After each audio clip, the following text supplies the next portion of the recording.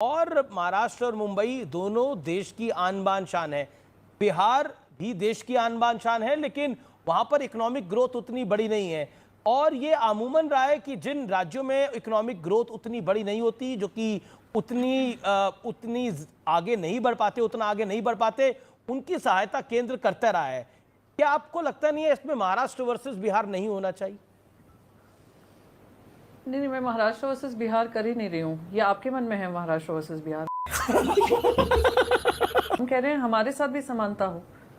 ऐसा तो नहीं है महाराष्ट्र को प्रगति की जरूरत नहीं है, महाराष्ट्र को समर्थन की जरूरत नहीं है। आप क्यों चिढ़ रहे हैं अगर मैं महाराष्ट्र के लिए कुछ मांग रही हूँ? क्या मैं नहीं चाहती हूँ महाराष्ट्र में और एयरपोर्ट्स बने?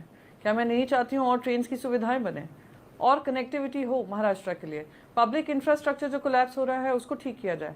आप महाराष्ट्र की मांग से आप लोगों को दिक्कत क्यों होती है? क्या मैंने एक भी बार कहा मुझे बिहार के पैकेज मिल रहा है उससे दिक्कत है? मैंने कहा महाराष्ट्र को भी ध्यान देना चाहिए, बस यही कहा है ना।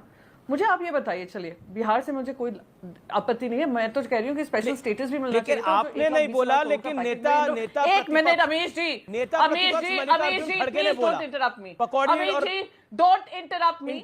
गजब बेइज्जती है। मैंने बोला अमीश जी डोंट इंटरप्ट, बोला खड़गे जी ने बोला नहीं। आई विल कंप्लीट, अरे उसका भी जवाब दे दूंगी ना यार। आप एक मिनट रुको तो सही ना। बोलिए। Priyanka Chaturvedi, your counter point कि घनघोर कंफ्यूजन है, बीजेपी कह रही है। अरे बीजेपी क्या कह रही है? बीजेपी के एजेंडा से तो हम नहीं चलेंगे ना, या ना देश की जनता इनके एजेंडा से मानती है।